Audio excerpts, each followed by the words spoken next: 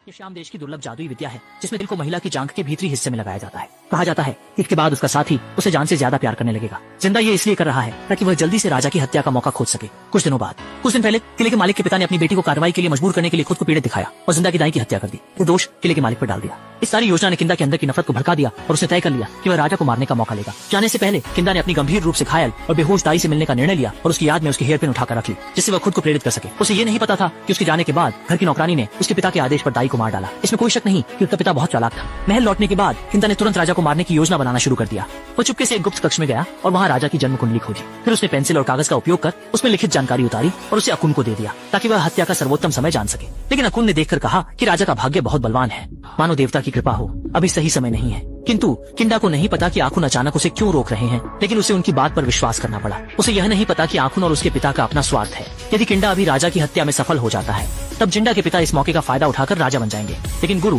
अपने बेटे अकुन को नया राजा बनाना चाहते थे, इसलिए उन्होंने पहले किंबा को हटाकर फिर जिंदा से राजा की हत्या करवाने की योजना बनाई। इस तरह अकुन को न केवल सिंहासन मिलेगा बल्कि जिंदा भी मिल जाएगी। रात में राजा ने जिंदा को बुलाया। उसने अकुन द्वारा दी गई औषधि तेल को शरीर पर लगाया, ये सोचकर कि इससे राजा पूरी तरह से भ्रमित हो जाएगा। वास्तव में अकुन ने उसे धोखा दिया था। इस दवा का एकमात्र उद्देश्य गर्भ निरोधक था ताकि जिंदा फिर से राजा के बच्चे को गर्भवती न कर सके और उसकी हत्या की योजना को न डगमगाए। देखते ही देखते 1 साल बीत गया और अयोध्या फिर से एक नए युद्ध का सामना करने लगा। राजा ने खुद सेना लेकर पड़ोसी देश पर आक्रमण करने का निर्णय लिया। अकुन को यह मौका लगा और उसने गुप्त विधि से पिंगलांग पे में जहर मिला दिया।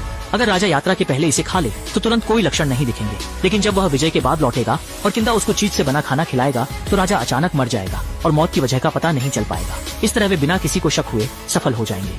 अभियान पर जाने से 1 दिन पहले शाम को किंदा राजा के लिए पान का रस लेकर आई। राजा तो बिना किसी सावधानी के उसे लेने के लिए हाथ बढ़ा ही रहे थे, परंतु पास में खड़ी तीसरी रानी ने अचानक रोक दिया। उस समय वह राजा की एकमात्र सेविका थी और राजा के कुछ भी खाने से पहले हमेशा उन्हें चखना पड़ता था। किंदा ने अविचलित होकर कहा कि यह पान का रस दुर्लभ और कीमती है और अगर एक दासी इसे खाएगी तो यह बर्बादी होगी। ये कहकर उसने पत्ते उठाए और चबाने लगी ताकि यह साबित हो सके कि यह चीज विषैली नहीं है। राजा को सुनिश्चित करने के लिए किंदा ने एक विशेष तरीके से राजा को खिलाया।